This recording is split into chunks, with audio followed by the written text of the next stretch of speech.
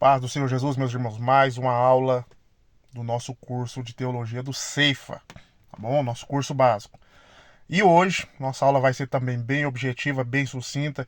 Hoje eu quero falar um pouquinho com vocês sobre as traduções ou sobre as versões da Bíblia, tá? Tudo envolve uma história, tudo envolve um contexto, tudo envolve um preço que esses camaradas pagaram. Alguns nem tantos, alguns usaram de interesse, como vocês vão ver, como reis, tá? Governantes, outros vão pagar o preço caro por traduzir a Bíblia, tá bom? Então, partindo disso, deixa eu sumir com a minha cara feia aqui e vamos embora para nossa aula. Então, a primeira versão que eu quero mostrar para vocês, tá? Ou a tradução, ou a famosa versão, é a versão da Septuaginta, que é a versão da Bíblia hebraica traduzida para o grego koiné, tá? No século 3 a.C., lá na Biblioteca de Alexandria, pelos 72 anciãos judeus. Professor, esse grego koiné, o que é isso? Para que foi traduzido? Então vocês precisam entender, vocês lembram das nossas aulas, que o processo de helenismo, o que foi o helenismo, professor? Foi a propagação da cultura, da religião, das artes e da língua grega, tá bom? Através das conquistas por Alexandre o Grande, tá? Então esse processo, ele manda, os 72 anciões traduzam a Bíblia do hebraico para o grego koiné. O que é o grego koiné, professor? O grego koiné era o grego comum, tá? Tinha o grego clássico e o koiné. O koiné é o comum, é o grego falado pelo povão. Então, para que todos entendessem, a Bíblia foi traduzida para o grego, a famosa, então, Septuaginta, tá bom? Que remete aos 72 anciões judeus que fizeram essa tradução. Tá? A segunda tradução que eu quero mostrar para vocês é a Bíblia em latim. É a tradução da Bíblia para o latim, é chamada Vulgata. Vulgata vem de vulgus, ou vulgar, tá bom? Ela também é a língua falada pelo povão. Então eu preciso que vocês entendam isso. E isso foi traduzido para que fosse facilitada a compreensão. Lembrando vocês que na Idade Média, a Igreja Católica detinha o poder do conhecimento, tá bom? Era falado em latim. Em nome do Padre, Filho e Espírito Santo. Só que tudo que era falado era só o básico do básico, pois as pessoas não tinham acesso ao conhecimento bíblico. Primeiro, porque 80% das pessoas da Idade Média eram analfabetas, não sabiam ler, tá? E segundo, a Igreja Católica era a única que mantinha o monopólio, o poder desse conhecimento.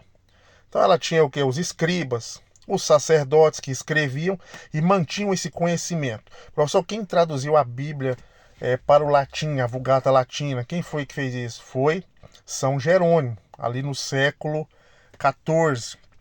E foi muito utilizado pela Igreja Católica, principalmente nos seus ritos latinos, na sua liturgia. Tá? Então São Jerônimo foi um grande líder e foi São Jerônimo aqui, ó, que na tradução para a Vulgata Latina traduziu lá em Isaías 14:14 o nome Estrela d'Alva para Lúcifer, tá?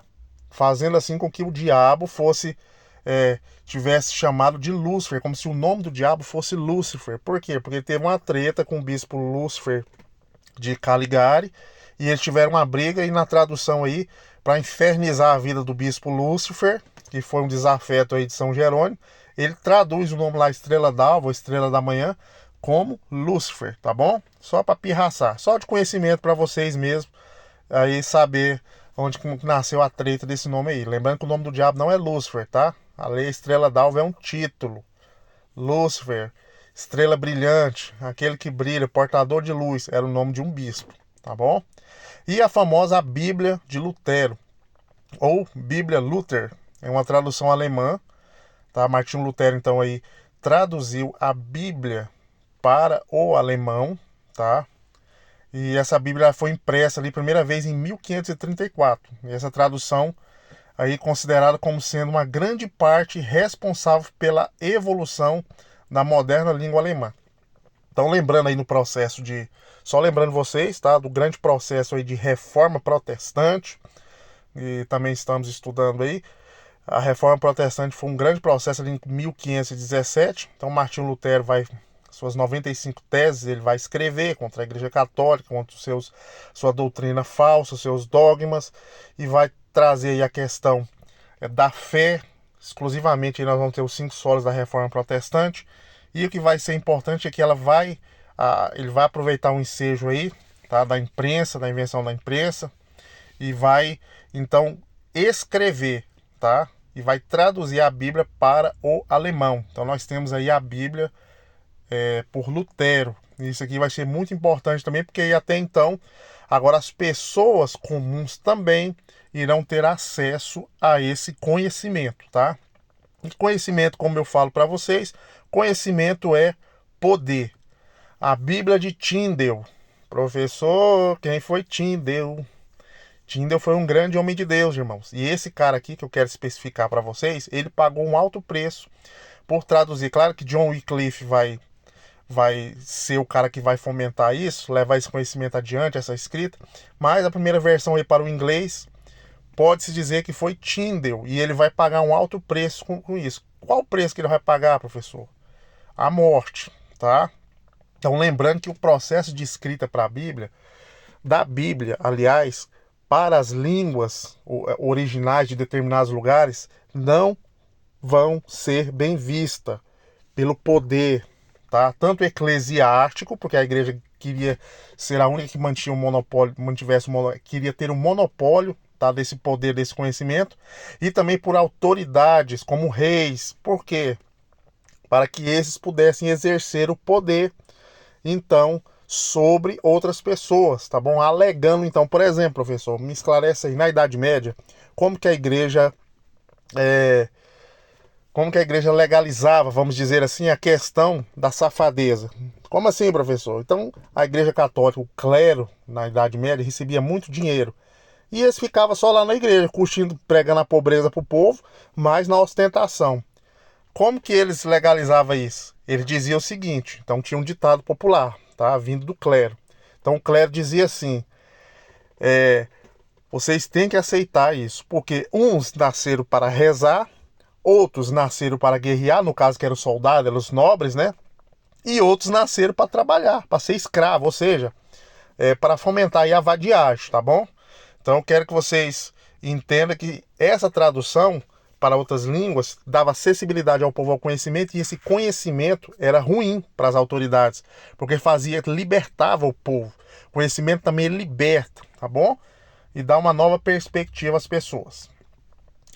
Que o autor, nossa tradução também, feita aí pelo João Ferreira de Almeida, em 1628 a 1691.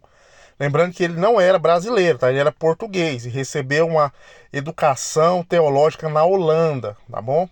Então ele vai responder a primeira vez a tradução do Novo Testamento para a língua portuguesa a partir do original grego, em 1670, século 17.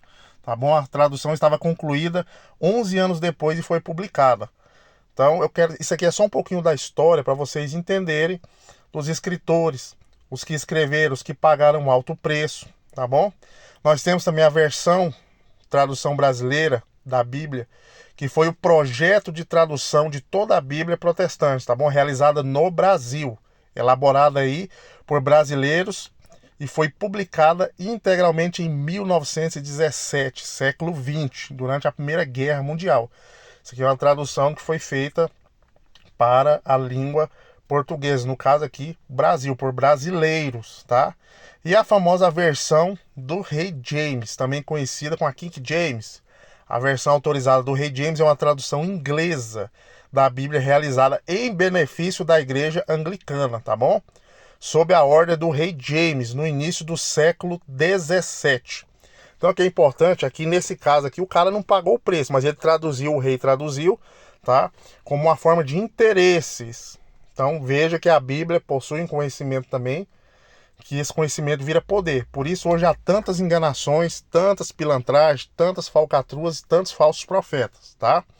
Então só mostrando para vocês um pouquinho da história, das versões, das traduções. Teve pessoas que pagaram o preço com a sua própria vida e teve pessoas também que usaram de subterfúgio desse conhecimento para usar de poder sobre os mais fracos. Tá bom, gente? Então era isso. Queria só mostrar para você, essa aula é bem sucinta, bem objetiva, está no nosso contexto do nosso livro de bibliologia, tá bom? Dando uma aprofundada aqui com vocês, vai acompanhando as aulas, vai acompanhando os conteúdos, leia o livro e até o dia que nós vamos nos encontrar presencialmente, tá bom? Nosso grande aulão. Então é isso aí. Tchau. Fiquem com Deus. Fui.